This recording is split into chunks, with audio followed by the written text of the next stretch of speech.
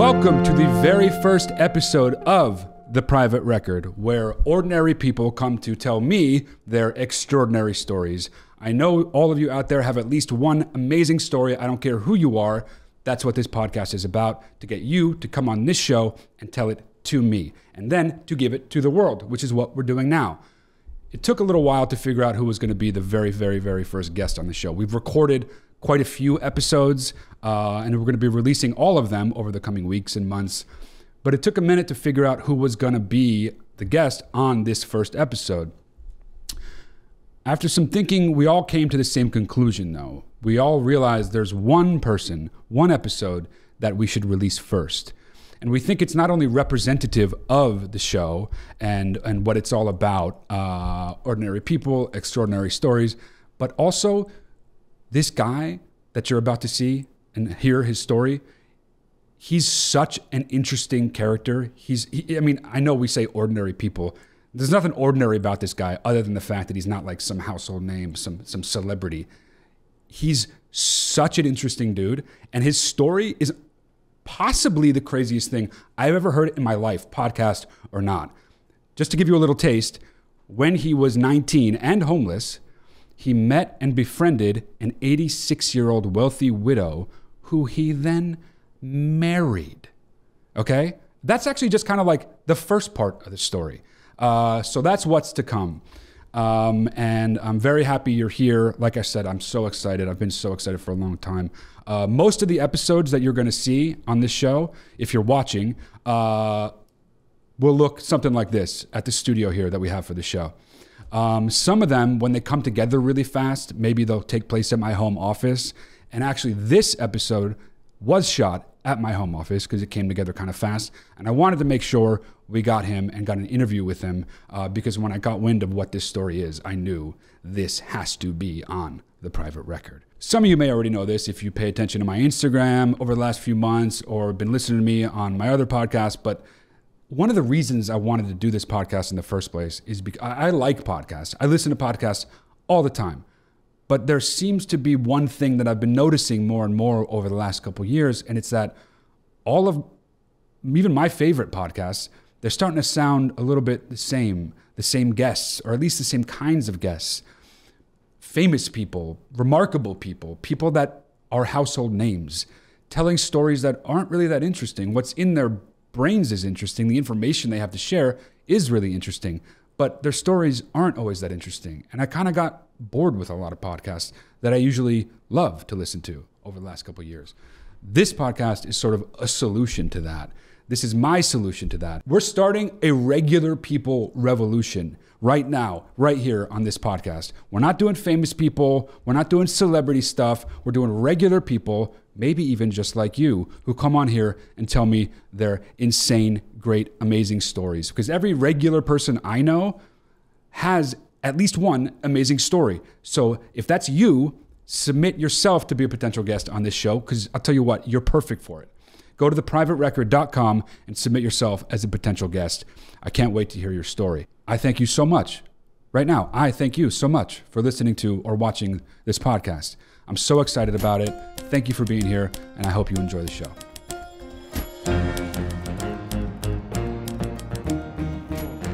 Ceros, we are here finally. I saw your TikTok. I'm not going to mention anything about the story yet.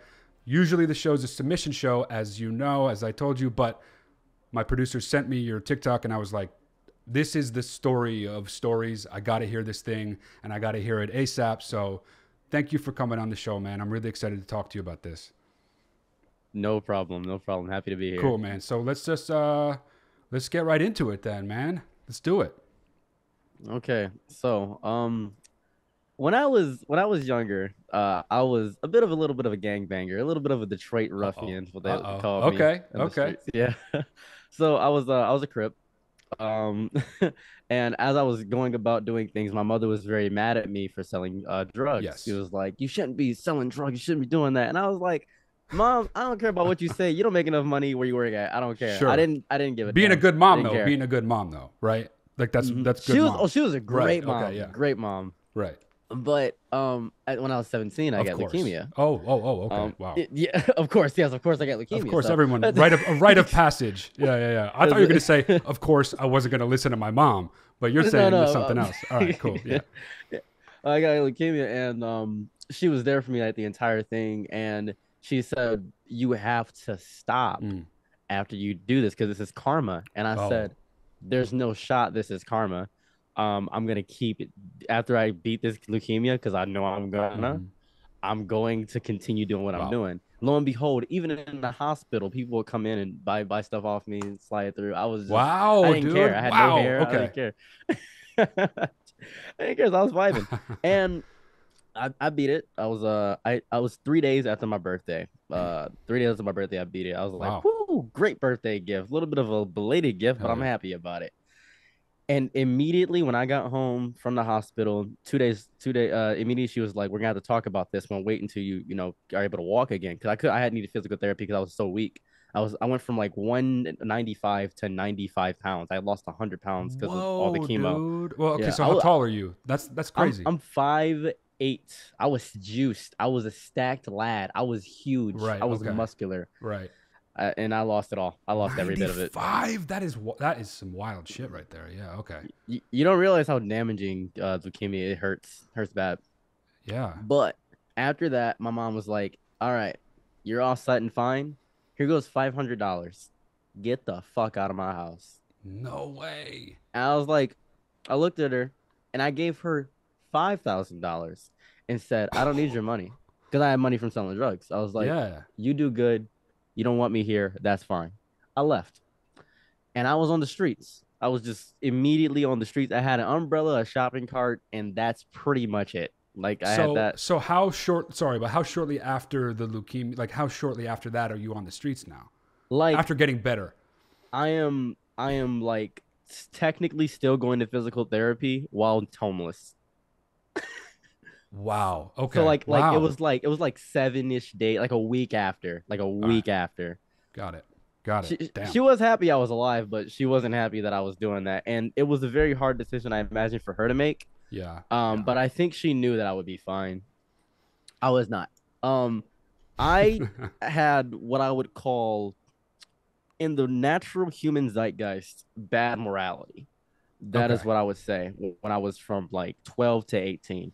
Okay. When I was homeless, I had what I would call the morality of somebody that had experienced every facet of life. Because when you Mm. experience life, when you Mm-hmm. experience the worst parts of life, Mm-hmm. you can either be worse with the people or just give such kindness that people are baffled that you're kind in this horrifying situation. Right. That is what I had to do to live. Be kind. Wow. Okay. That's it. Okay. Yeah. So I live behind a bakery because every night they toss out their day oats. Right. And I would eat the day oats and things like that. But throughout the day I had to live. So I would go to the hospitals and in Toledo specifically, because I'm in Detroit, but I would go to Toledo, it's like a $12 Greyhound to get to Toledo. You could walk through the hospital. Just walk through it. So you would go to Toledo specifically to do this? Yes, to go to Okay. the hospital. It was Okay. worth it because Right. they would the old people there, they'd leave out their pills. I could take them and sell them. They would leave out their food. That's free food. They had a shower inside the room so I could bathe. I had to make sure I was clean just in case I wanted to apply for a job. Well, okay. So real quick, just because this part's super interesting to me already. So, do they like the people at the hospital, the patients? Do they know you at all when you're coming in and going? Or are you doing this like on the sly? How's this work?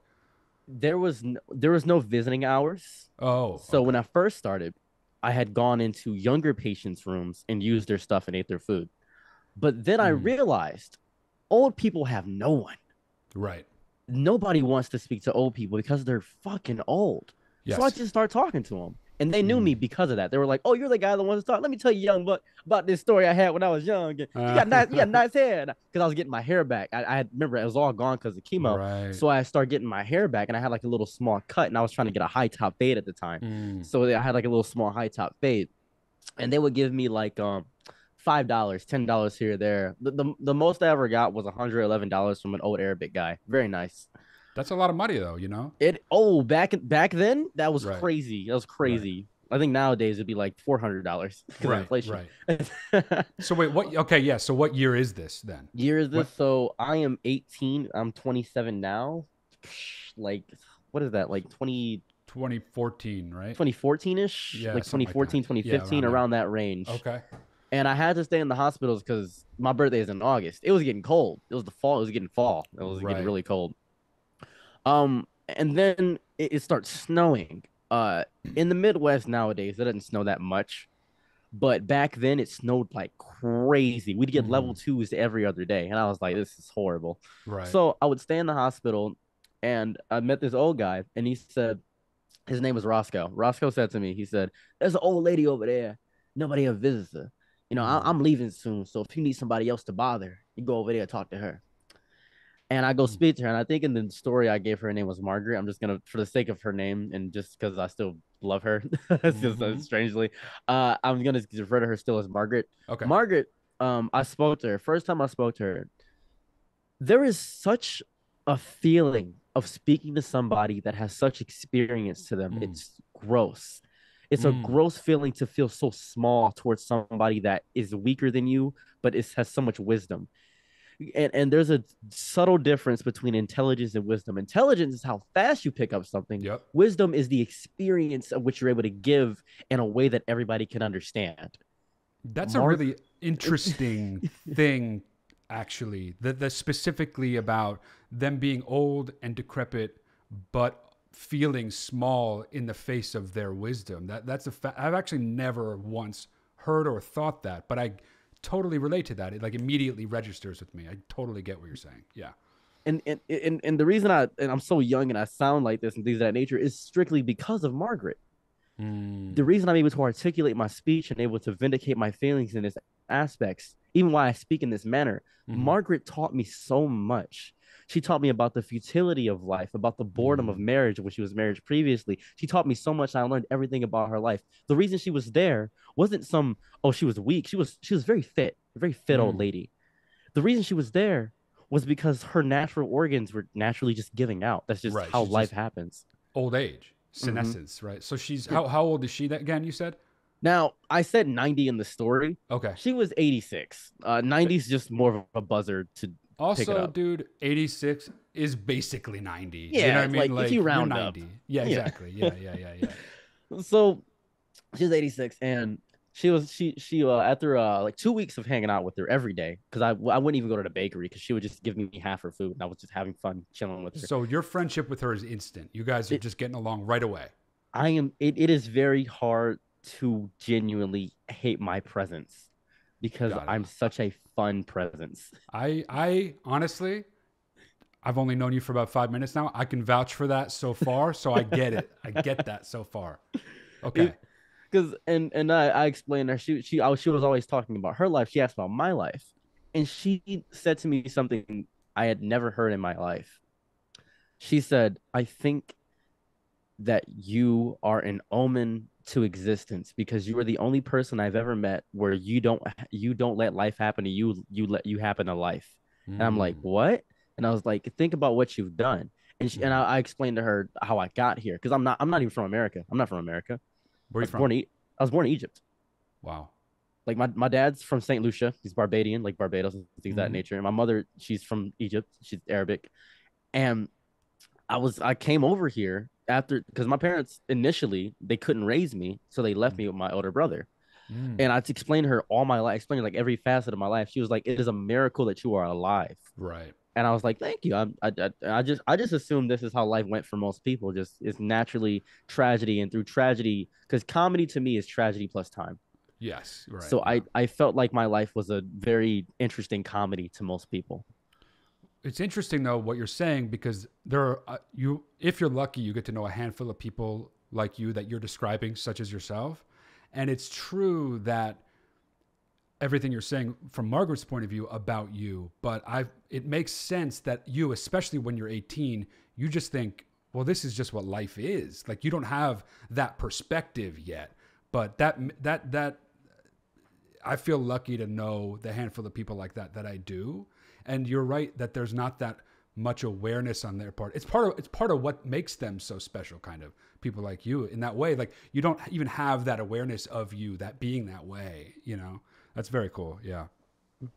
And that similar aspect, we began to just exchange stories. It was like two old sailors having a time of their lives at the end of their days on the ship. It was just so fun to just experience this with her. And then one day she said, my grandchildren want all my money. And I said, oh, interesting. Why? She was like, I'm owed money. Are you? She's like, yeah. And she was, holy shit, she was rich as fuck. Oh my gosh, she was Oh. stupid rich. It was dumb. Oh. Like, it Oh, was. so this is a rich person. This isn't Yeah. even just like someone with some things. No, not as someone with like throughout the life of their thing. No, she's like loaded. Like, she's money. Whoa. And And you didn't know this at all at first, right? no, I had no fucking clue, Right, because right, right. she's in a hospital gown. Right. She's just old. I'm just like, no rings, no way to Right. tell. And she Totally. didn't give an air of haughtiness that most rich people I know had at the time. Totally. Yeah, and I was like, all right, that's fair. And then she was like, she looks me dead in the eyes and says, "Marry me." And I'm like, what? I was like, So she goes from, in the same conversation, the same breath, about her grandkids and that they want her money, and then she says, basically just straight up proposes to you. yes. Wow. And I'm like, That's fucking crazy. Wow. Okay. I was like, I'm 18. I'm just like, is that legal? Dude, good question. Yes. Okay. And she said, yeah, you're 18, right? And I'm Right. like, yeah. And she was like, if you marry me, you can get all I have. And I'm like, all you have? And she said, I don't want you to suffer because you're going to be somebody great. And I'm like, oh. Whoa. Whoa, dude. Yeah, because whenever I explain this to somebody, they're always just like, you exploited an old lady, or she was a predator, or something crazy like that. Right. I'm like, it is much deeper than you could ever fathom. Right. It is so much more. It was her not wanting to give her grandchildren things they didn't deserve, because her grandchildren never visited her. They always talk down to her. They always belittle her. And this goes into a bit of a political statement, but just hear me out. One of her grandchildren was non-binary. And the grandma, she couldn't remember all the time that it wasn't because the non-binary person was biologically a woman, could not legitimately remember the pronouns all the time. Every single time that the grandma Margaret in this case would always say, "Oh, my beautiful granddaughter." Right. Of course. Yeah. Immediate argument. It would make her blood pressure rise. Yes. Wow. So they didn't have any understanding of the fact that she's old and might not be able to even grasp this new lingo, let alone her brain might be getting softer. That's okay. Yeah. Yeah. And it was just the abuse that was put on towards an old person. And at first, to be quite honorable with you, I didn't want to do it at first until I thought about it. Until I legitimately. So yeah, what is your very initial feeling about her proposition? No, you're old. Right. Which is totally, I mean, that's exactly what anybody would think. You know what I mean? Like, of course, you're 18. She's, like we're rounding up. She's 90. 90. Yeah. Okay. Yeah. So I'm like, eh. And then I think about it for literally 10 seconds. And I think about where the fuck I'm at. I'm not visiting somebody. I'm living in a hospital room. 100%. And then after 10 seconds, I'm like, you know what? Actually, yeah, let's get married. She checks. So you don't sleep on it. You don't sleep on it. No, right, okay. not at all. No, I didn't have time. I'm homeless. I have no time. Okay, yeah. I mean, I get it. Yeah. I don't get that luxury. So after that, she's just like, okay. After 2 days, I'm gonna check out. And 2 days pass, and she checks out. And we go down to the municipal court in Toledo, because that's where I got married. Municipal court in Toledo. And it was like, I think like $150, maybe $150 to get like the license and stuff like that. It wasn't that much. And we didn't have a wedding, nothing like that. I thought to get married, you had to have a wedding. I don't know why I thought that. That's funny. Yeah. I mean, you're 18, dude. No, I didn't know shit when I was 18. Yeah, I can totally, yeah, that makes sense. Yeah. So we ended up going back to her house, and it is like nothing how I envisioned it would be. When you think of like money and richness and things of that nature, you just envision this big, amazing, immaculate house. It was like a hoarder's house. Oh. There were cats and dogs. There was lizards.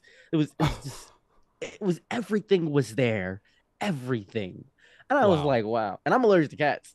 Oh dear. Oh dear. So wait, let me pause you for just a second. Do you know, like, how much do you know about Margaret's life before you up to this point? By the time you're getting to the house, do you know everything about her marriage, all the details, or you don't know? Like, Everything. what's you know everything? Okay. She was married to a guy named Robert Havis. Robert, she died 30 years ago. So when like she was like 56, he died, Okay. and she had been alone that entire time. She had not sought out to go dating apps or anything of that nature. Oh. She didn't know about the internet because 30 years ago that we didn't barely have the Right. internet. Yeah. Okay. Yeah. Like, Fair. so she was just like very out of everything. She still had a flip phone. So she's just slowly, basically slowly dying after her husband dies and Mhm. has nobody this whole time. Nothing. She literally all she did like every day she went to go get a Starbucks coffee that had it was a chai coffee thing, Hmm. and after that she would always say to the person, "Oh, I forgot to ask for cinnamon. Could you put cinnamon on top?" And that was just her thing. That was Right. genuinely her thing. Because then you didn't have to pay for the cinnamon. So Well, oh wow. Okay. I thought she was just being cute, trying to be no, no, friends with somebody, but she actually just wanted to not pay for the cinnamon. Okay. it's just Cool. being sly Got as it. hell. Yeah. Hell So yeah. so after all that, and I learned so much. Mm. I learned that her mother was from Poland. I learned that. Okay. I learned that her dad was an American warrior, like an army man. Wow. I learned that her uncle was a Klansman. Uh, Brr, whoa. Okay. Oh and wow. Okay. Yeah. this it's gonna get a lot more fun. That remember that Klansman aspect because it gets funner the later this gets when I explain more detail about why that's important. Oh, I'm not going to forget that detail, but yeah, let's go. Okay. Yeah. Hell yeah. So and he was a Cyclops. If you don't know what a Cyclops is, not a guy with one eye. He was a Mm. recruiter for the KKK because the KKK use very D&D terms when they do things. Oh. Like Grand Wizard, Grand Dragon, that's what they use. Yes. Okay. I've heard that. I've heard the Grand Wizard thing. What is the Cyclops then? They recruit people. They recruit people for the KKK. Okay. That's what it's like the Cyclops. You keep an eye out. Like it's Right. Right. Okay. I that from mean, my that's understanding. I mean, I want to point out. Maybe I just want to point out that's from my understanding. That's right. what I No, understood. that does follow the train of thought though. That makes sense. Okay. Yeah. So we start living together, and I first 3 days I clean her entire fucking house. I clean up all the cat hair, I clean up every facet of her house, everything. I clean up all of it. Hmm. So after just enjoying her company, we're just she has the fireplace. It's a very big house. It's 2.5 bathroom, 4 bedroom house. It's a huge fucking house. Finished This is basement. It was this is huge. in Toledo or outside Yeah, Toledo? Like it's in Toledo in a place specifically. If you've ever lived in a city, you know when you go further into a city, it gets into another city. It yes. was specifically in Sylvania, Ohio, Okay. because there's Toledo and people consider Toledo, Maumee, Sylvania, that area just the same. They just Okay. consider it the Got you. same. Got you. Got you. So I was like, all right, cool. Nice house. After it was cleaned, it looked immaculate. The Mm. cats, I groomed them and done all that stuff. I had to wear a mask. I took a lot of like allergy medication when I was around the cats. It was insane. Damn. So, and then she said, well, and this is where the story gets fun. She said, Mm. well, I haven't been touched in many years. And I'm like, oh, for sure. Yeah, let's fuck. So I didn't even question it. I was like, yeah, for sure. I hadn't gotten pussy in like 6 months. I was like, run it. So I'm gonna have to pause you for a second on this one. So she hasn't been physical romantically with anybody since her husband died, right? She had hired a male prostitute Okay. 13 years prior to meeting me, but that was not what she wanted. It was not, she wanted a mental, physical connection. Right. That was for pay. That's just like purely Hmm. physical thing. She hasn't been with someone romantically for 13 years. Correct. Obviously, you're her husband now, so she broaches the subject with you. Now, let me ask you this, though. This is what I really want to ask you. Was this in your mind at all? Like, because, at this point, you're in the house, you're married, you kind of, I'm assuming, have some kind of routine, somewhat at least. Like, are you thinking about this yet? Like, are you guys kissing? Like, are you guys touching? Like, are you at this stage at all yet, or is this out of the blue? Like, where are you guys with that? Well, I'm gonna point this out. Her body was not that of an old lady's. It was Okay. fit. She worked out. It was fit. Oh It wow. Okay. like it had like a little bit of wrinkles to it, but it didn't have the sagginess of old that most is attributed to. It was very fit, very tight Okay. skin, tighter skin than I was used to. It was as if it's like a 30-year-old woman with one kid that doesn't work out. That was where her skin was at. Wow. She doing good for 86 going on Really 90. good, Damn. really like eating healthy because she's rich, so she can eat healthy. She has that luxury. So I'm looking at her. I'm So seeing had you these. guys hadn't even kissed yet, like at this Oh, point? we kissed. We kissed. Okay. We kissed. Okay, got it, got it, got it. We had made out. Got She it. took out like she had like partial dentures, like partial teething. So Right. she took out a few of her teeth. It felt great to kiss somebody with no teeth. It was actually insane. I That is mad interesting, actually. Yeah.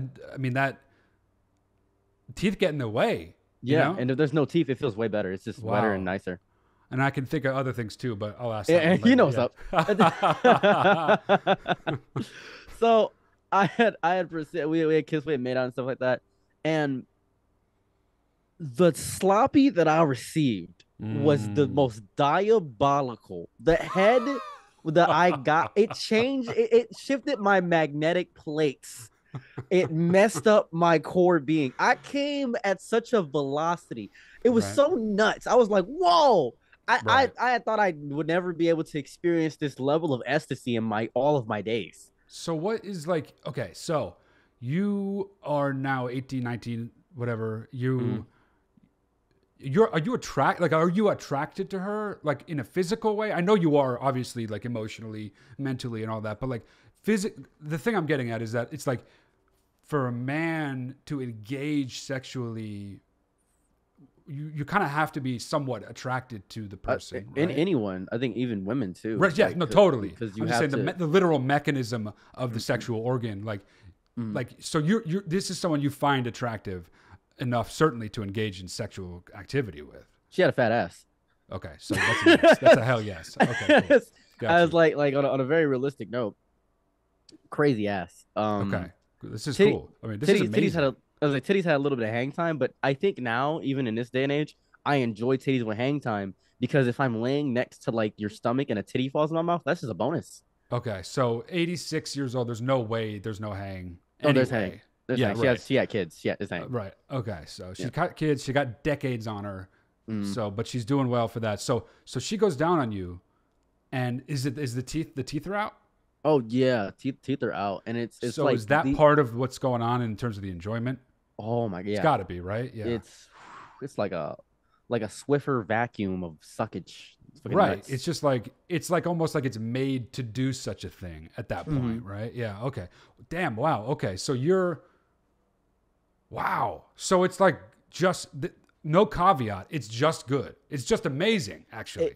It was I had fucked so much prior because I was a crip. I had fucked so much prior because I would just Uh-huh. we niggas love fucking. It's a very realistic statement. We love it.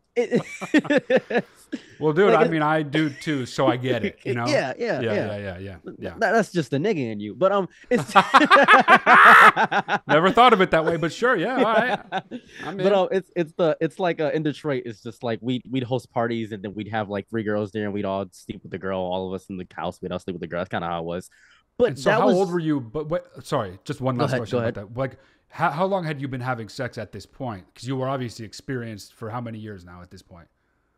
Get ready for this one. Okay. My father, the instant I got in America when I was 8, was so scared of me being homosexual that he was like, "We need to find you some pussy," and he encouraged me getting a girlfriend when I went to a school called a Rosary Cathedral. It was a Catholic school. I had Wow. met an Arabic girl, ended up sleeping with her when I was 8 and she was 9.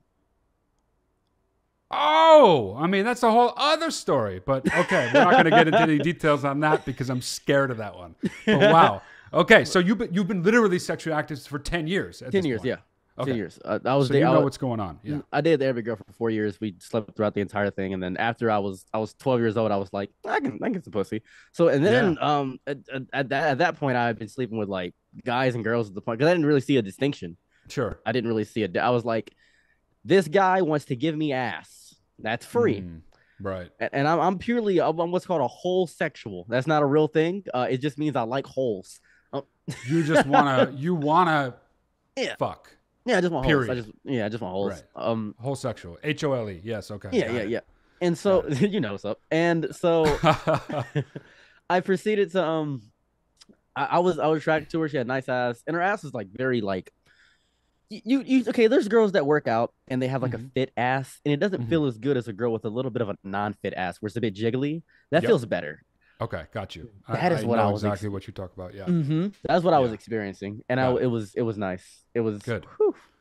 Okay, so this is you're having sex, you're sexually engaging with her in a Mm. number of ways, and across the board, you're just enjoying it. So tell me if I'm wrong. This is just like, despite the age difference, just like a good relationship. Oh, it's great. There was usually and even in the honeymoon phase, there's moments of boredom Right. when you don't know Sure. because she had so many years and because I had so much to talk about. There was never a moment of silence, and a lot of people don't really grasp what good silence is between bad silence. Mm-hmm. There's good silence, obviously, where you're just Yes. comforted in the expression of another person's just Totally. aura. Mm-hmm. There was no silence, period, Wow. because there was so much. We would stay up to 4 in the morning, like giddy little teenage schoolgirls talking about One Direction. We were always just having conversation. What? It was that fun. Dude, so okay, so how like I know you're not her, so you can't speak for her, but like, how like happy is this woman? Like, because you're describing you, and I'm understanding your experience having been an 18-year-old and what that might be like. I'm imagining it, but I can't even fathom what her experience is like. Like, how happy is she that she's We able to experience this now? we took a plane out to Pennsylvania around like 4 days into our marriage, Uh huh. and we were hiking, and halfway through the hike, she like stopped at like a small hill thing, and we saw some Amish people pass us by, and she stopped and she just started crying, and I was like, "What's wrong?" And she said, "I never thought in my the end days of my life would be this fulfilling. I thought I was just going to die alone. I'm so happy that you get to experience this with me and I get to experience this with you." And that I I'm not a horrifically emotional person. Uh huh. That Right. that shook me to fucking tears. I was so That's it hurt. It was so nice. that is heavy, serious shit. Like, as funny as this story is and as crazy as it is, it's even almost even crazier that there's this like relatable element, that it's just like two people meeting and falling in love despite, I mean, here's my other question. What about other people in her life or your life that you tell, like, that find out about this, that learn about this? What are people saying to you or to her about what's going on? When I was speaking to my other homeless friends, they were happy that I had a place. When Right, I was speaking to right. my at one point I didn't have like Facebook essentially at this time or nothing like Sure. that. I didn't have like a great social media in that aspect. But the friends that I did encounter from like school and things of that nature, they would hear about my life and they'd be like, "Oh, well, she's like a predator," and I'm like, "No," Mm, because I tried to explain the situation. And people, when people have an idea, it's like speaking to a very staunch vegan. When they mm, have an idea of something, it is very hard to convince them of yeah, the opposite. yeah. It is because when someone gets an initial idea in their head, they have to be presented with indisputable evidence that it is the opposite, or else they are not going to believe it. That is just how humans work. Right. So people come at you and they just know that you are being, it's predation. It's like she's taking advantage of you, and Mm-hmm. wow. Okay. And then Yeah. there's another aspect to it where I went to there's a bar called the Attic in Toledo Mm. downtown. They would talk to me and I would tell them about this, and I don't drink or anything like that. I would just go to the bar and hang out with drunk people, and they would be like, "Oh, dude, you're gonna get a fucking bag. This is the dream. What? Right. You get an Right. old lady and she's gonna die soon? Oh my Wow. shit!" So everybody was Wow. just like, "Yeah, that was kind of And what so, they're." do you know what people were telling? Like, I mean, if her grandkids want her money, I'm assuming, right? Mhm, Like, yeah, this is something. So, what are they saying to her about you? the grandkids. Yeah. I only experienced the grandkids at her death, and that I'll get to Oh, that. But I only experienced their grandkid. They did not want to deal with her. While she was alive, they waited till she died. so they thought probably that they were just gonna get her Hmm. things. Hmm. Oh wow. Okay. We had Wow. changed her. We had changed her will to put me in it, and we had done everything in our powers to make sure I got everything. Whoa. So they had no idea, No clue. basically. No Okay. clue. Okay. Got it. So, we after the Pennsylvania trip, things of that nature, we Mm-hmm. ended up going like we did so much. It was Mm-hmm. insane. we took a plane trip to what the fuck was it? The Philippines. I Mm. didn't realize how cheap the Philippines was. Okay. It, 50 cent gets you like 30 meals, dude. It's fucking Oh wow. crazy. Yeah, never been. And we're like sucking and fucking everywhere. And I know it sounds Damn. crazy. We're just like she's just like I wanna. She's like, can we fuck over there? I'm like, yeah, we can fuck over there. And she's like, we're gonna Wow. rent out a hotel and we're gonna get two different rooms. We're gonna fuck in each room and get it dirty. I'm just like, oh fuck yeah, we're just having so much fun. It's Dude, nuts. so And much fun. You and, guys are and basically two 19-year-olds. You know what I'm saying? yeah, Yeah, yeah. That's dude, wild. we're Yeah. like two rich 19-year-olds. I'm just gonna wine and dine. It's so fun. Wow. And Crazy. and after that whole experience, after that whole fun experience, we had learned so much about each other, Mhm. and a month had passed, and this is like it was getting cold outside, so we had gone like skiing, Mm, and we had gone like sledding, and we had mm. learned so much. We everything I had learned so much, and there's a I don't know if you've ever been like a young guy and slept with an older woman and just learned that you didn't know how to fuck. Oh yeah, but I mean, I got to say nothing like that age. But when I remember specifically in my early 20s, I was very into like late 40s, early 50s women, and I didn't. I was just attracted to them until I actually slept with any. I didn't realize exactly what you just said, where you're just like, oh, I knew some things for someone who's 20, whatever, but Yeah. like I didn't know shit, you know. And that is actually part of the fun for them, which I had no idea about until I experienced it. They like get to teach you, and it's like you're like their little toy or something, you know, I, in a I, good way, but not, you know, nobody's I mad at think anybody. as women get older and lose that natural ability to have children, they become Hmm. more mannish. They become more man-like because a lot of older men they want a virgin so they can fold them and mold them and teach them the things that they know. That's kind of like the It's experience of true. Men manhood. do that for sure. Hmm Yeah. Yeah. You're right. That, Yeah. and that's just the dichotomy. And I had learned so much. She had taught me how to eat pussy. She had taught me how to eat ass. She had taught me like Damn. everything. I had learned everything. And this is after she died and things like that. When I slept with somebody else, they had immediately fallen in love with me because of the sex. I had gained such a sexual power. Right. It was insane. Wow. I had become in some ways narcissistic with it because of how much I Right. could control people with it at that point.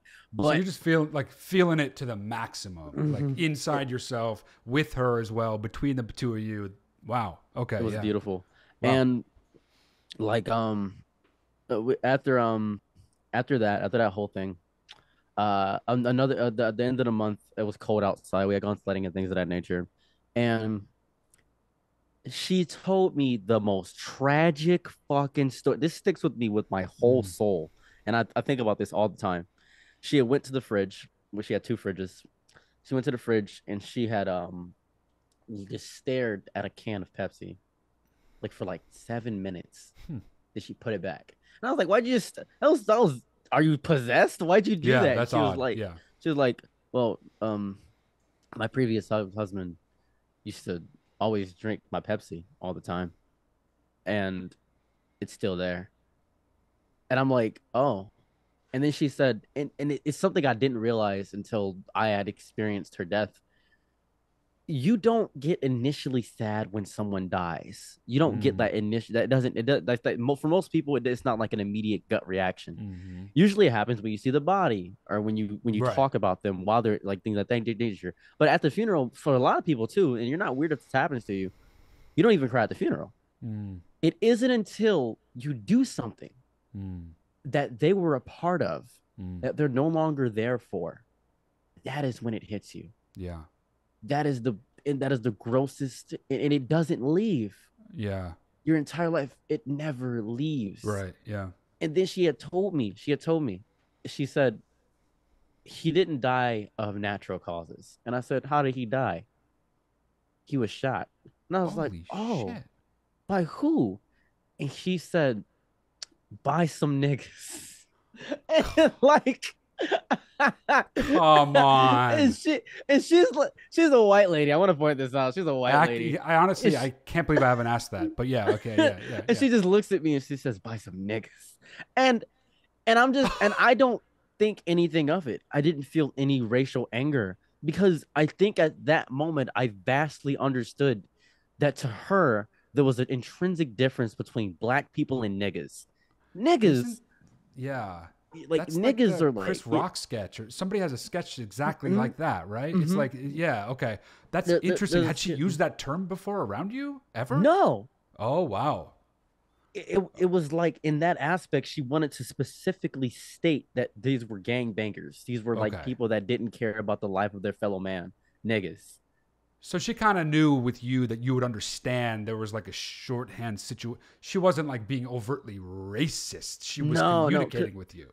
I think this is just a personal preference of mine. I think racism took they took the sting out of the word Mm, because I've met racists, right. right?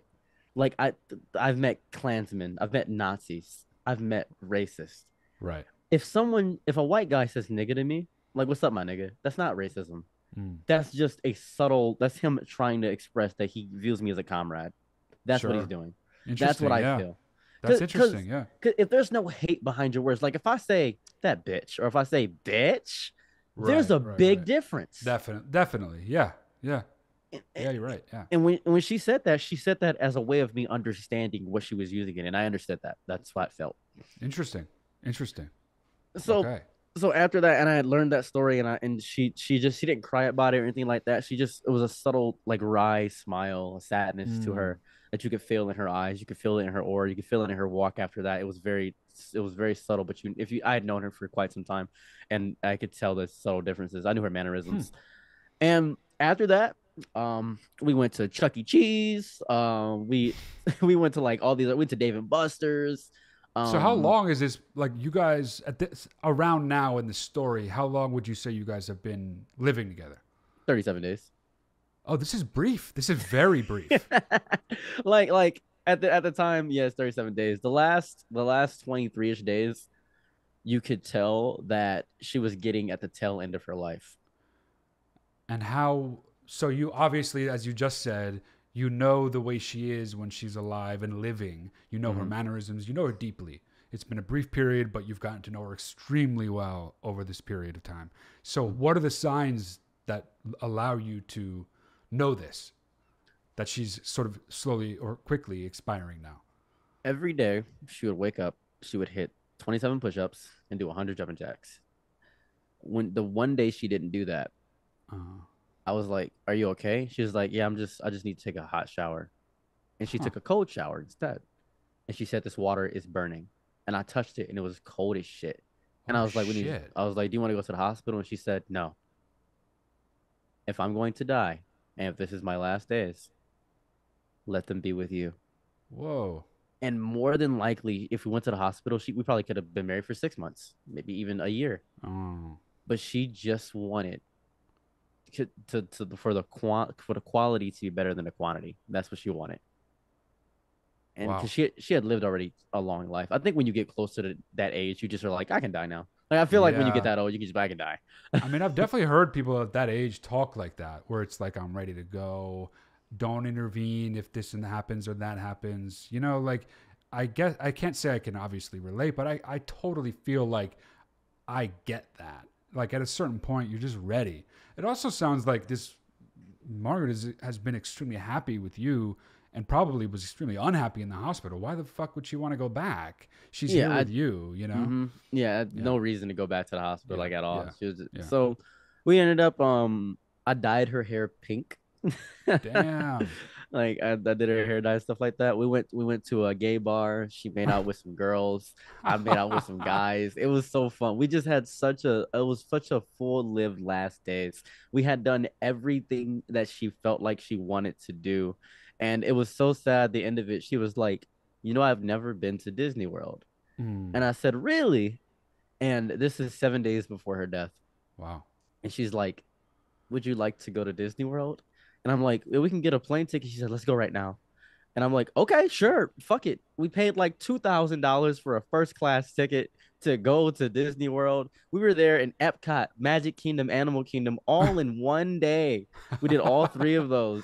And then she was like, "I want to go to the Tomorrowland. I want to see the houses."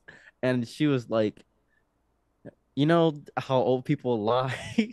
And I was like, "Yeah." And she said, "I want to tell a bold lie to a young person that I met Walt Disney and sucked his dick." And I said, "Oh." And so throughout Disney World, she just kept telling like people in their 20s that, I sucked Walt Disney's dick. Bro, And this woman straight up sounds like one of the funniest, coolest people I've ever heard of in my life. she was great. Dude, whoa. What a rad human being. Damn. When you take away the shades of somebody, when you take away that layer they put up to hide that esoteric, eccentric part of somebody, when you Yeah. when you do things without any political correctness, without any like spite in your nature, you get a true person. And Yes. that's what I got. Yeah. Damn, man. I mean, you're also describing something, you sort of facilitated this like person to really be extremely happy for what, like, the last 2 months of her life. Mm. I mean, there's your experience, which sounds like it was beautiful in its own right, that you will live with forever, but there's also like, you get to also live with the knowledge that you met her at that time, that you could do that for her. Like, how does that make you feel? This is gonna sound really psychotic, but hear me out. Yeah, okay. I do not get any vindication for doing kindness because that is truly kind. I do not feel Yes, good. Yeah, I don't feel good when I do a kind act. It's just what I'm supposed to do. totally. But it's not even kindness that I'm talking about, though. Like, you met her at a time, it just like you. Here's what I'm trying to say. You Mhm. loved this woman, and Yeah. you got to meet her before she went off of this earth. And the fact that you love her and you were able to provide her with this is like a genuinely beautiful thing. And uh, you could say, I could say, honestly, I could honestly say, I'd have to think about it, but I really do think this off the top of my head. What you're telling me is like the craziest story I've ever heard in my life. Do you know what I mean? Like, this is all crazy. 19 and 90, like the beauty of the relationship that developed, like the sort of randomness in the way that it came together. Like, this is a fucking crazy story, man. And the fact that it's also beautiful on top of that is really, really something. This is the craziest thing about this story. This isn't even the top 10 craziest things that have ever happened in my life. Not even I top mean, 10. you're gonna have to come back on the show then, dude, because I'm gonna have to take your, like I so far so good. But This yeah, is all right. this is So just this is a small, like, essentially 3-4 month chapter of right, my life. This is like me homeless. This is just a small. right. But Okay, so Disney World. Disney Okay, World. yeah, After that, people start complaining about the old lady, and she acted like she had Alzheimer's, and she was like, "What oh, are you talk? I don't remember. What are you that's a talking good about?" card. That's a good card to play, dude. That's And I and good. I I came up to her and I was like, "I'm sorry, I'm watching her. I'm her caretaker." And I would come up, we'd walk away every time, and we giggle like schoolgirls Ah, every fucking time. Oh God, it was so fun. Oh, it's that's good. wild. And then we left Disney World, and then on the plane right back, she was incredibly hot, like she was just burning up, and she was Mm. like, "I want to go see a redwood tree." And I'm like, "What? Where are Whoa. the redwood trees?" I was like, I don't know. I don't have any information about botany. She was like, "Okay, all right, I'll find a way." She's on Amazon trying to find a redwood tree. She couldn't find it, and she was like crying, just insanely crying, and I was like, "Why are you crying?" And she said, "My daughter loved redwood trees," and she just like gets in a ball and starts crying. And I'm like, Whoa. "What happened to your daughter?" And she Yeah, said, yeah. "She's in Alaska." And I'm like, "Oh, what is she doing there? Hunting?" And I'm like, "Okay, all right." And she like, it's like I'm speaking to a different person, like somebody could enter Yeah. her body at this point. She's just like, "Lay with me." Hmm. And I'm like, "Okay." For 27 hours, I lay in bed. 27 hours, we lay in bed. We're watching The Fresh Prince of Bel-Air, Family Matters. We're watching all these shows. And this is really tragic. And I shouldn't have done this. And I feel like I shouldn't have done this. I showed her Hmm. One Piece, which is an anime. And One Okay. Piece is incredibly long. It's just incredibly long I know anime. it. I've never seen it, but I know it. Yeah. It's not over. And she wanted to see the end of One Piece. even nine, well, not no, yeah, 9-ish years later, it's not over. Mm. Right. And this is really strange. Once a year around Christmas, I go to her grave and I just tell her like a recap summary of One Piece. Wow. And it I just probably can't even hear it, but I just do it just cause, and it makes me feel good. That's really interesting, man. That's really interesting. Uh, so the 27 hours, and then is this her dying? Is this what's happening right now? Correct. Okay. She is dying. She is this is like end all be all. She is I watch like I went to bed and I didn't realize she had died. Oh wow.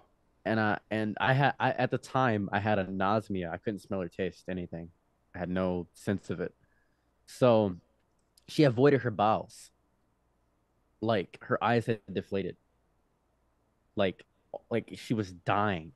Like Mhm. she was legit, she was dead. And I was holding her hand and it was cold.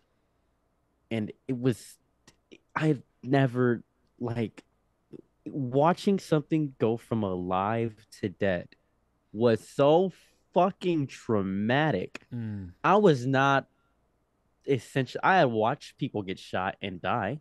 I had watched that, but I hadn't held her hand. I hadn't loved them. I hadn't experienced intimate moments like that with them. This Mhm. was shocking. This broke me to my core. It broke something mechanical in me, I think. Purely mechanical. And Dude, I had that begun is to it was yeah. horrifying. Okay, yeah, man. I mean, that's just I got lost listening to you on that. That is truly intense and yeah, sad. I mean, so sad. Yeah, damn. So what do you And even do? Like, I what I happens now? I waited. I waited like 3 days and I had just held her hand. I didn't eat. I didn't move. I pissed myself like 3 times and I just Whoa. waited. I just stood there like this holding her hand and I kept saying, "Wake up, please." I just kept I just kept saying, "Wake up." I like screamed and I cried. I was so angry. I was so upset because I was like, we were supposed to go to Right, Greenland. We were supposed to go to right. Iceland. What? I was like, you coward. Why are you dying? Wow, dude. And So, then and I whoa, was so whoa, sad. I was so whoa. angry. So you waited 3 days before you did anything. Yeah, and then called 911 because I didn't know what to do. And they were just like, time of death. And I was like, 3 days. I don't fucking know. 3 days ago. And she was like, oh, okay. Well, the person was like, okay. And they took her body. And then I was like, you have to take the body, and they're just like, yeah, we gotta gore out the body. The Yeah. person was very descriptive. He was like, we gotta gore out the intestines and stuff like. We gotta gore out Oh the my organs, dude. God. And I was like, okay. And then like a flip switched in my head, and I was like, you gonna put embalming fluids in her? It's like embalming fluids, and I was like, whoa. And I had seen embalming fluids, and I had only known them as the things that looked at tasty. Like if you look at Oh my embalming fluids, they look tasty. God. And they just look tasty. I was like, man, they look That's tasty. And I was like, is she gonna be delicious? And he was like, I don't know. And I was like, that's fair. That's I a weird don't question. I don't know and I don't appreciate it. So wait. So I mean I feel like I have to ask this. When whoever comes, whether it's the ambulance, the coroner, police, like is anyone like because of the crazy age difference and the fact that you had if they looked into it at all, they'd see you had just married, like is anyone like what the fuck happened here, man? Like One cop, Officer Garrett's, I remember him, white guy, 6'2", great guy, very buff. He asked me, he said, how bad? And I looked at him and I said, immaculate. oh my God. And he was like, hmm. And he was like, Wow. well, I guess you got a bag out of this. And you were married, right? And I was like, yeah, I'm married. And this is pretty like chaotic. She had taken my last name. So on the obituary, it's my name, my last name. Wow. And I'm like, yep, yep. A little bit of a flex. Yeah. Ah, so anybody that knew her, if they're reading it, they have no fucking idea it's her, basically. They had her middle name was like her Oh, yep, because when okay, it just okay. shifts. So Sure, sure, sure, right. they kind of like knew. And then the funeral happens. Holy shit, what a funeral this was. Firstly, That catered must by have Chick-fil-A. been Wow. Okay, that's a plus so far. Okay. And I had organized the entire funeral. Guess how much the funeral was? Guess how much? How much do you think the funeral would be? I mean, I couldn't even guess. I have no clue. What was it? $172,000. I've heard they're expensive. That is extremely expensive. What the fuck happened at this funeral? It was What's it was it was huge. It was a big funeral hall. Huge. It was cold outside, dude. It was cold as shit. I think it was like January or something. Okay, Cold as okay. hell. Still winter. And just big funeral hall. I see her grandchildren, and this is where it gets absolutely diabolical. And Right. I mean, this is it's kind of the part that everyone who's listening, I would imagine, is just like waiting for. Like, what are these motherfuckers gonna do? Right. this is where it gets really fun, and this is where the evil in me comes out. This is the Sure. fun Okay. part. Okay. Okay. At the funeral, everybody's curious who I am. They're like, Yeah. who's this guy? Because they didn't know she was married to They me. didn't Had even no idea. know. Nope. So they see me as this fun black guy, and one of her grandchildren starts coming on to me. And Whoa. she's just like, you're very attractive. I'm just like, thank you. Literally, this is gonna be really diabolical. I Mm. had fucked her in the bathroom of the funeral. Bro. What? Why I did I thought you do were that? saying diabolical in like a No, for metaphorical me, this sense or something. You did no, something fucked up though, for oh, real. 100%. Let me explain why What I the did fuck this. is going through your head though? Oh, let me explain why I did this. Okay, yeah, go ahead. Go ahead. Go ahead. I had heard these horrifying stories about the grandchildren, and I Okay. knew who this one was. I knew this one. This is the one that had Oh. slapped her. And I was like, I remember this. Oh. This and I because the description, she looked a lot like Margaret. A lot like her. Okay. Okay. And I was like, I know it's a sad moment, but if you need anybody or to cry on. And after I had slept with her and done that, took out the condom, tossed it in the trash. I went up to go speak about Margaret, and I said, "My wife." Bro, this is like the definition of a hate fuck. You redefined hate fuck. That is nuts, dude. Yeah, just That pure might be the diabolical. craziest part of the fucking story. It gets worse.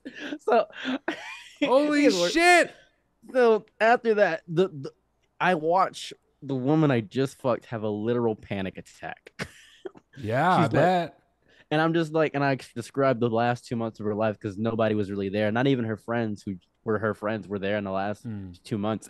And then they all just are.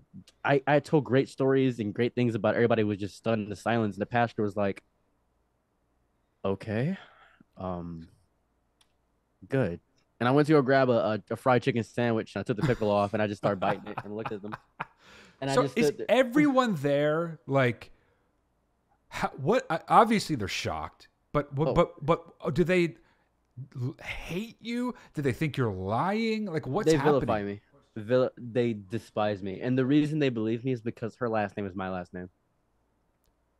Okay. So so they didn't believe you basically. Not at The all, no. first thing is disbelief.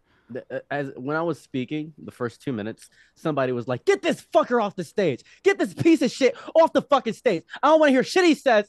Fuck him!" And I'm like, "Are you gonna disrespect my wife like that? Who the fuck are you?" And I was like, "Look at the Oh. last name on the obituary. Look at the service. Look at the pamphlet. Whose last name is that? Whaley. Who the fuck is Whaley? Ceros Whaley. That's me. Ceros de What? Grans Whaley. That's me."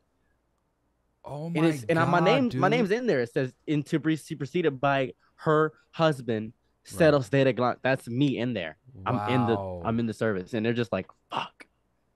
So now everybody's head is absolutely fucking spinning like crazy. Mm-hmm. They don't believe you. Then they hate you for sure. Yeah, they hate me for they the truth. probably think you're up to something totally nefarious. That you want her money only, and you don't give a fucking shit about her at all. Mm-hmm. Obviously, totally untrue. But they don't know anything, right? No. And this is where the hate for me begins. This is how every situation where someone has truly hated me in my life, it has always been this. They Okay. never have full context.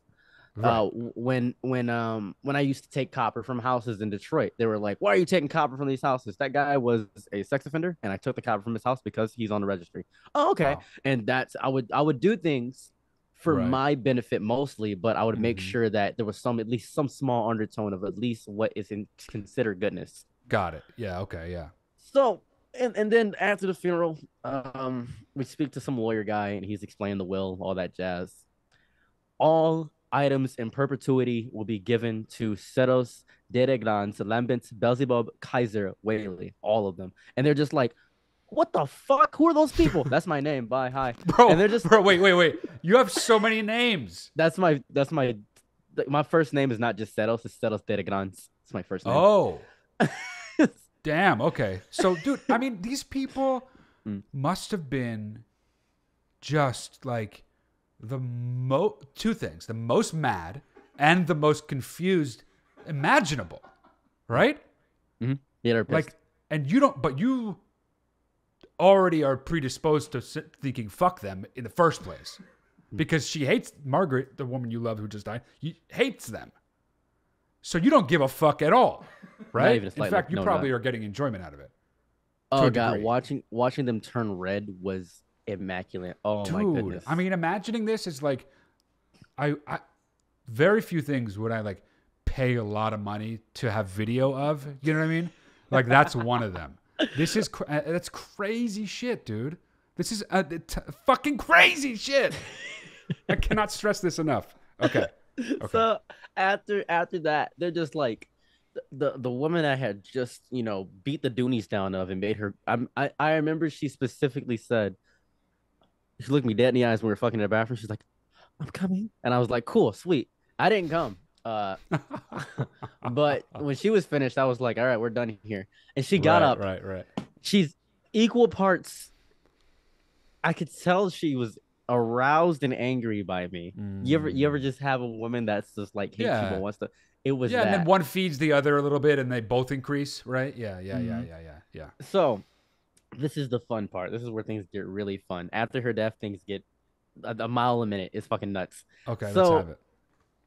They immediately say, "We're gonna fucking sue you," and I'm like, I don't even need a regular lawyer. Dude, you're just her husband. You know, I don't even need it. They waste $75,000 trying to just get a case going. Couldn't do it because I was married to her. Couldn't even do it. That's the reason why we got married. Because she was just gonna give me it without the marriage. Right. The marriage kind of fucking solidified it, so it's not even valid in a court of law, especially in Ohio. Can't do it.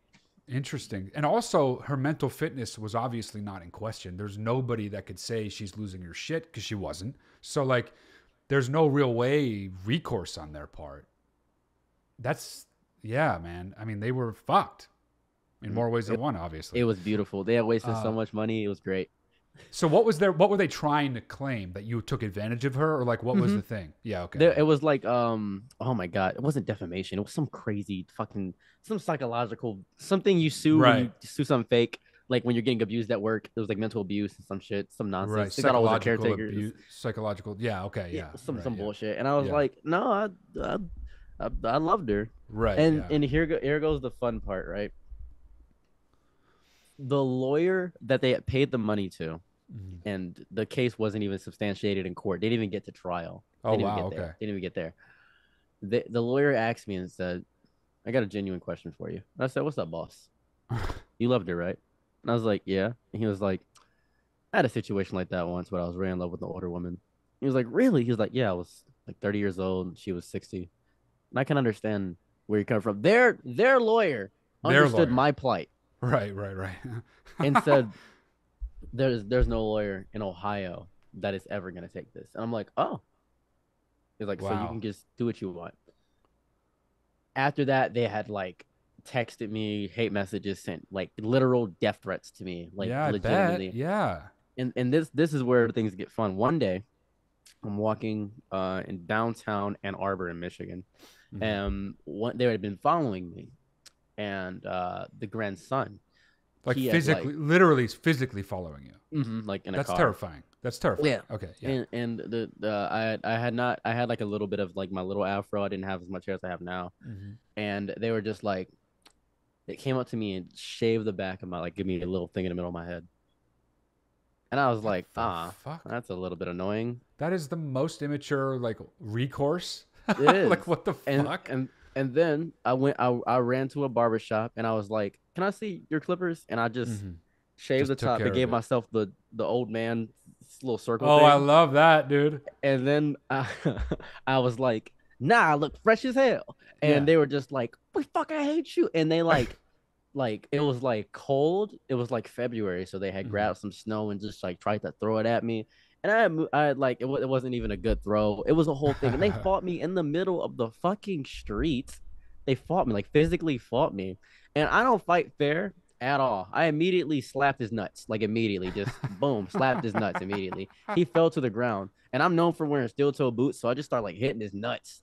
And the girl who I had slept with, the granddaughter, Uh-huh, uh-huh. she was there, and for some reason, you could see like her doing this. Oh, she's into it. She's into it. It's fucking crazy. I'm She's like, the craziest person in this story, dude. she's a Right? lunatic. She's a Yeah. lunatic, dude. Yeah. I'm like, all Yeah. right, I'll just Wow, and dude. then we fuck again. What? How We fucked again. As a matter how of did fact, that even come to be? Like, how she did you would even get in the scenario, right? because I would be at the house that I now had because I had her house. I had Right. my Okay. ex Yeah. wife's Of house, course. and Yeah. she Yeah. would come over and knock, and it would be like 12 at midnight. She'd be like, "Hey, I know I was trying to sue you and ruin your life, but can you please fuck me?" And I was like, "Sure." What, bro? This is the most fucked up family.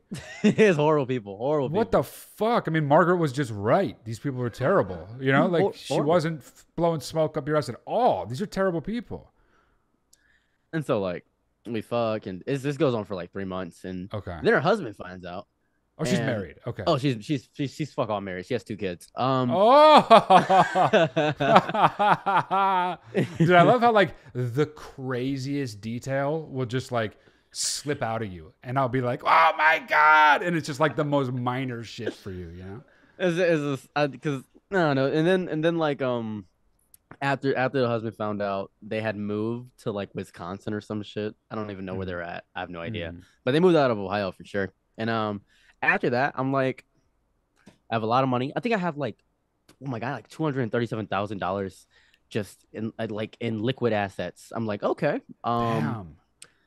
And I'm like, I had pulled the money out and donated it to a business, and the business was my business, so Okay. I could write that as like a little bit of a tax Right. write-off kind of thing. Okay. Yeah. Yeah. So I did that in order to not get taxed on the money. A little bit of a fun loophole. Because I didn't realize how much I was gonna get taxed on the money. I was like, holy shit, I'm in a That higher would be. tax bracket. Yeah. I mean, that would have been you would have got taxed like crazy on that. I Fuck off. bet. It would have been so Yeah. much money. And Yeah. oh my god, I was like, I'm not getting taxed. Like, I'm not doing that. Yeah. So then the whole thing happened. I ended up I hired a guy from like a place called AOA, which was like a downtown, like I think it was like downtown Ottawa Lake, little Michigan area where they helped me with my finances. It was very nice. Okay. And I paid him 5,000 to do all the financial stuff for me, and he helped me out indefinitely. And then I made the Right. stupidest decision of my life. I Uh-oh. sold the house. So Oh. it was the house was worth like the house was technically worth like $365,000. I sold it for 50,000 Why'd you do that? What happened? because there was a suffering old man who I knew and I loved. If Oh, you listen to another story I told, his name was Rafiki. Rafiki. Okay. He's an old dude with a stick. I gave him the house. Oh, well, Essentially, I that's gave him the actually a house. fucking good reason. Okay. Yeah. Wow. But he was like, "Well, you gotta say I gotta give you some money." I'm just like, "How much do you got?" Mhm. And he said, "I got $2,000." And I said, "Okay, give me Right. 50." Yeah. And then I gave him the money to give to me. But you made 2 grand, right? So you Oh, basically made right. He keeps it. I gave him back the 2 grand He essentially. keeps his 2 grand. Yeah, I didn't even You care. you get the pleasure of having done a good deed, knowing that you Mhm. did that, and And then then the house is gone. But you could have made a ton of money on that. I could have kept the house. I could have still been I living mean, there. you also actually that would have been more than the total assets, everything else combined, right? Yeah. Well, I actually wanted to ask you just real quick. With did you said the funeral was 172,000? Was that all her money? Yep. Okay, so that was you spending her money to give her the funeral that she wanted. That was part of her insurance. That money specifically was only used for funeral money. There are certain like bank accounts and things of that nature that I discovered that can only be used for certain things, like school Got funds, it. things like that. So that was specifically a funeral fund. So that couldn't even have been your money if you wanted it, No, right? if I Got pulled it out, they would have taken 30% off. And oh wow, okay. So and then you You planned the whole wedding, or would somebody else do that shit, or what? I planned not the wedding. I planned the funeral. Sorry, the funeral. Duh. Yeah, that's what I meant. Yeah. Yeah, I Well, I planned get funeral. weddings and funerals mixed up. What the fuck is wrong with me? But yeah, funeral. Wow, dude, that's crazy. Okay, yeah, wow. Shit. Yeah, Man. I need Chick-fil-A to cater it. Yeah, no, that's why I was like, I think he planned it. You know what I'm saying? But like, Yeah. I didn't know 172 grand is so much money for a funeral. She but I don't. wanted that. She Right, wanted that. right, To be okay, fair, yeah. this is gonna sound psychotic. She wanted her body to be like stuffed and put in a position where she was looking at people like this. That's She honestly the wanted that. coolest thing I've ever fucking heard in my life, dude. That is the coolest idea I've ever fucking heard about anything death related. That's awesome, dude. I'm gonna do that. Fucking Margaret, dude, you're inspiring wherever you are in. Did it happen? Did you make that? Like, was that even legal? Like, is that possible? It is possible, but it was I did something way greater. I had put up her casket, and I had dressed her like a Disney princess because and she had like little fairy wings. It was very interesting. Everybody was like, and I was like, "Is this her funeral? She can't tell her she can't do this, Dude, Her exactly. Yeah, she wanted it. What the fuck you gonna do? Yeah, exactly. Wow, that's amazing. I love again the details. They're so abundant that you can't help but leave out even the most amazing details. Like I had to dig on that one. Because to me, they don't seem like spectacular Totally. details. Sure. I get that. I do get that. Yeah. My life naturally as a Detroit nigga is just so fun. That's just how it is. That's just how it operates. Everybody's like, "What'd you do today?" Oh, I was in Canada and I fought a Canadian French dude about a stripper. Oh yeah, that's what I did like 3 days ago. So Right. that's just my life. This is your life. This is how your Yeah. life is. Yeah. Okay. Got you. So after all that, sold the house. And I had like I've been wasting money just giving it to like the homeless people around the city, just giving it to people. I think I had like $117,000 to give away all the money, like just to people. Okay. I had a mad dip. And at that moment I discovered you should never, besides the house, every other homeless person I gave the money to, which is like 10,000, 20,000, like that, all still homeless. You shouldn't give a big abundant amount of money to somebody that doesn't know how to do with it. So let me ask you, how did you know how to like what happened with you moving? I didn't. Like, oh, so you That- go on then. Yeah.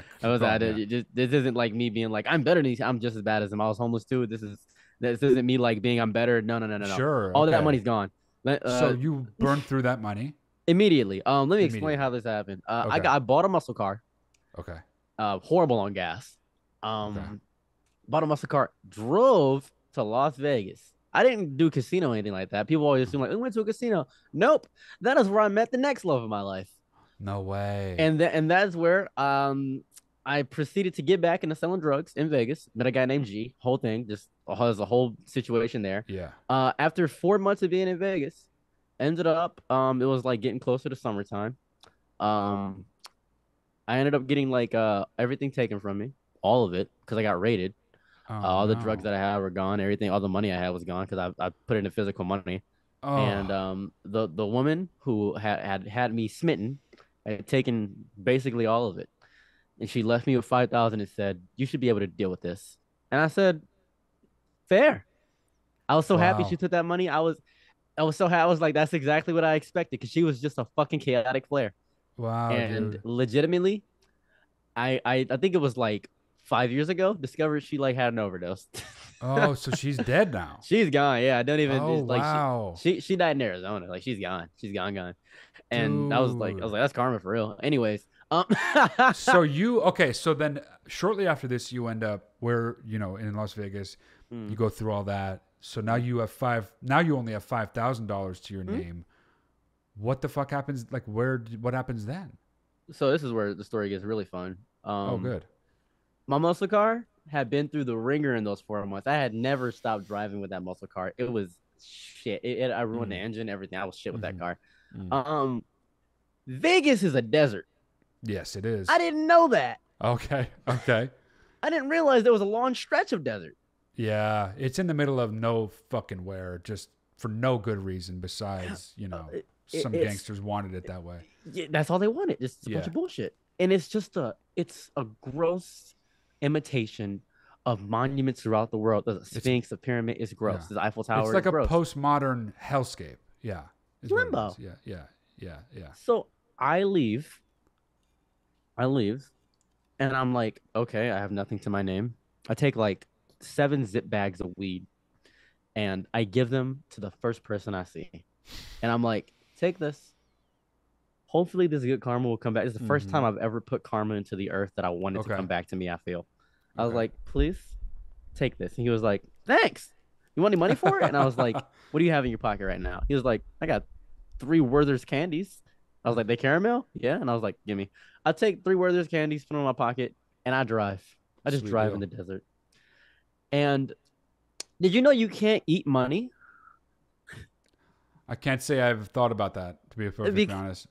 because I knew that and still tried because I was in the desert, stuck because my car overheated with no gas.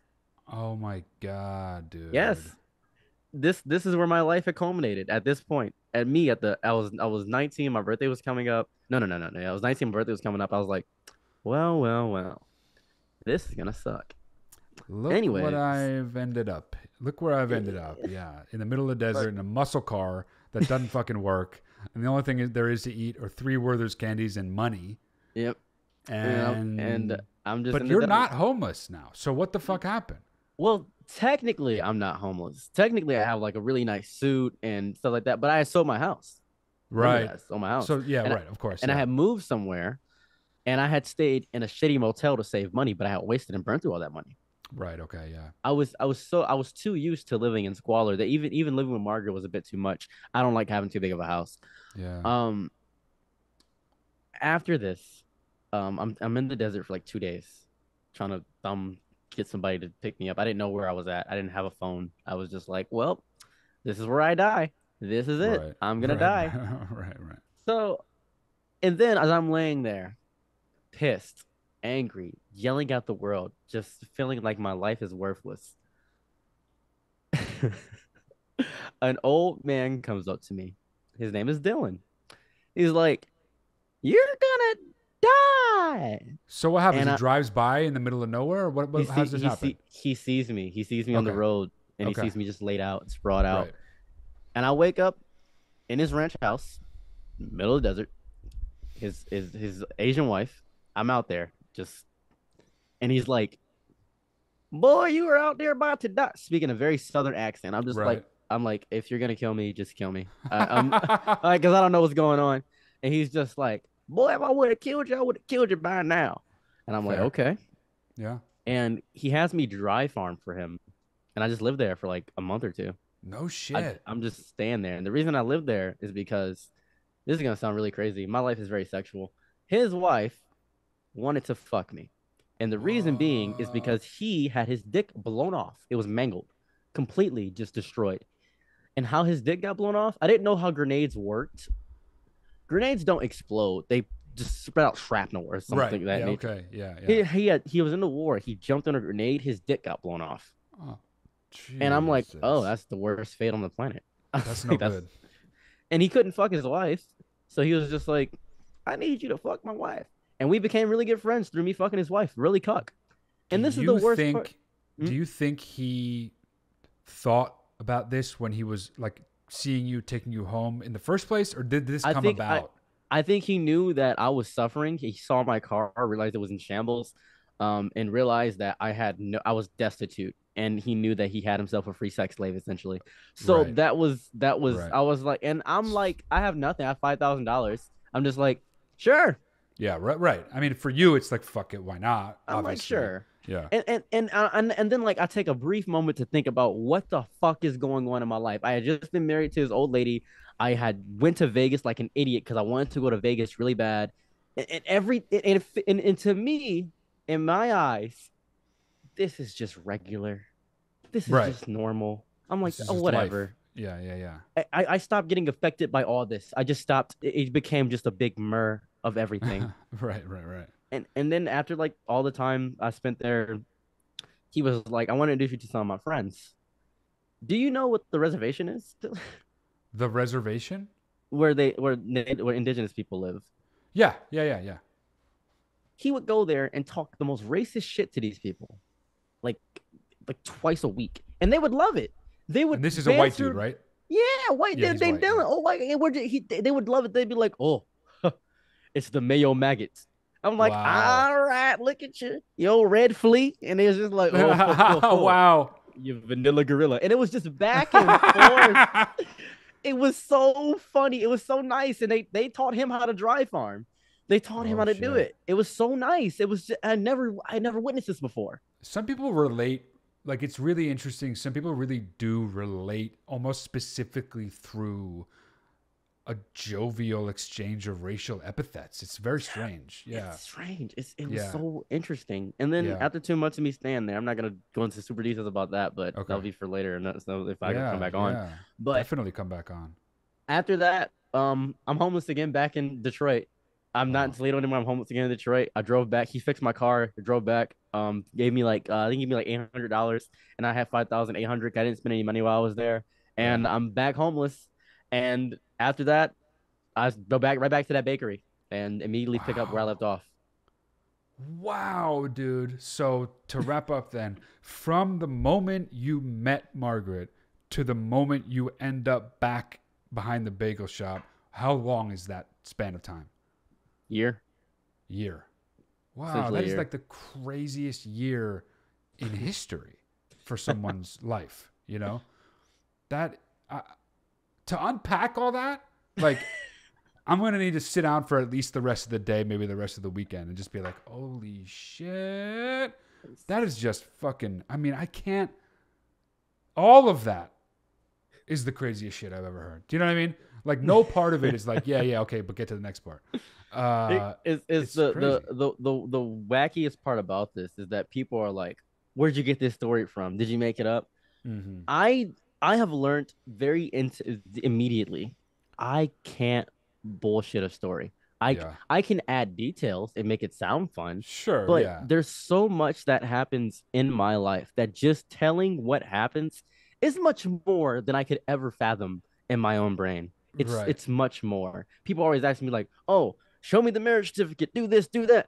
I don't Right. want to you to get that deep into my life. You don't deserve to be that intimate with my life. You Yeah. don't deserve that. I'm just sharing this because I need to make sure that I remember it for myself. Because the only way I'm going to remember this, the only way I'm going to have this for later is if I document it.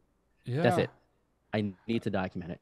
I mean, it's interesting. Obviously, I mean, on a certain way, a certain level, anybody can be lying about anything. But like listening to you talk, it, I'll be honest, I never even once really thought that because I know I've been lied to. Obviously, I'm a fucking human adult, and uh, you have a sense of when people are lying. They have a certain way of speaking. They get really kind of vague in certain moments of a story, and then they skip over a thing if you ask for details. You didn't do that one time. So the truth is, you either just straight up told me the truest, craziest fucking story in the world, or you're a fucking completely crazy person Yeah, with I'm just this a insane narcissist. ability to make shit up on the fly, which is the least likely thing, you know? So I don't have no part of me thinks that you're lying. So that sounds annoying though. Like I would, It is that because would be so annoying to you experience you that. you you saw that I posted on TikTok, yeah, Yeah, yeah. and every day since Mm. I posted that story, people have messaged me. Some people send me death threats. They're just like you're horrible for exploiting an old woman, Oh, really? or they're just like I'm happy Margaret's dead because she was using you, and Oh, that's what I right. get Right. because and I don't feel any kind of way about it because when you've lived the life that I've lived, you begin to realize something about humans Mm-hmm. or even life in general. Mm-hmm. The instant you do anything, Mm-hmm. you are going to be hated immediately. When I discovered that people hate Mr. Beast, Yeah, I right. was confused. I was like, why did he just gives money away? Yeah, but Yeah. he's exploiting it because billionaires should always give their money away. I'm just like, for one, I'm not gonna hold you. If I had $1 million, I wouldn't give $1 away for real. I wouldn't even tell Right. people I was a millionaire.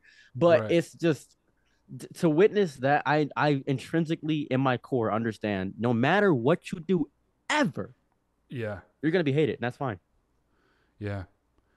Yeah, I mean that is a very fucking true thing, and I've experienced it to a degree myself, and I know people who are much more sort of out there in the public eye than I am that really experience that to an insane degree. You're just right. That's just true. And it's so magnified and made much worse by social media, because people are just sitting there alone in their fucking mom's basement just being like, fuck this motherfucker for just some bullshit made up reason, you know? It's anonymity.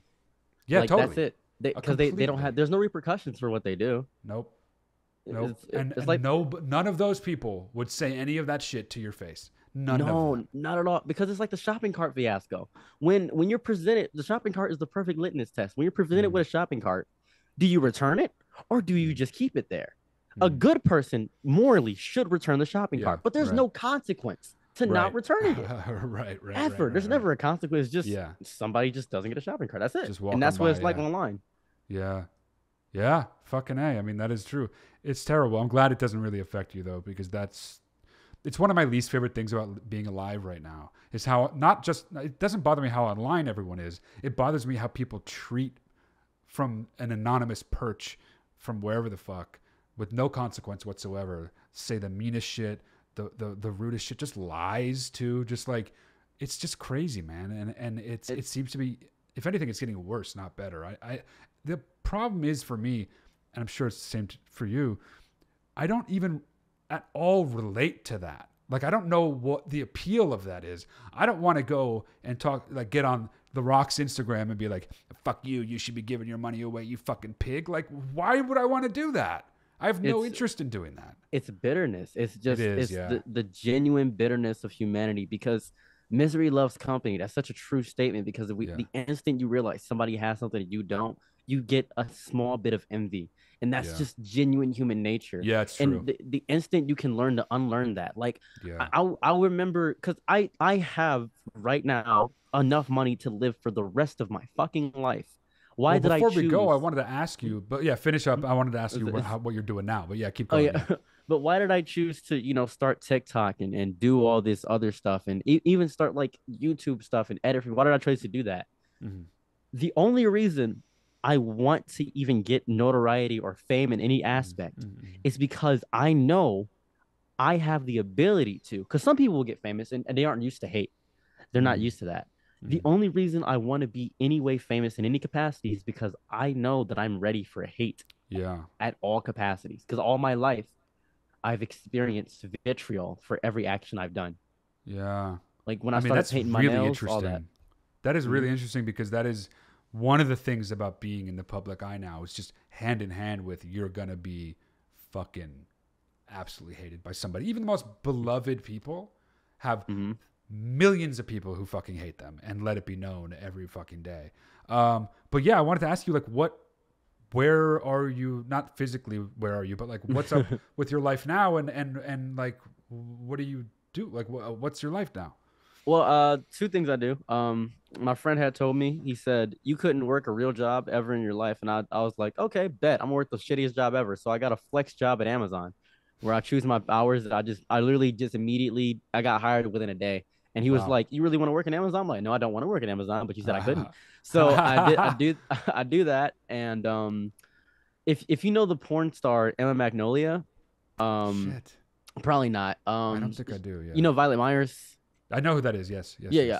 I Violet Myers and Magnolia, they're cool. Kazumi, people of that nature. I kind of just know them as people, and they Emma Magnolia flew me out for a YouTube video not too long ago, like a year ago.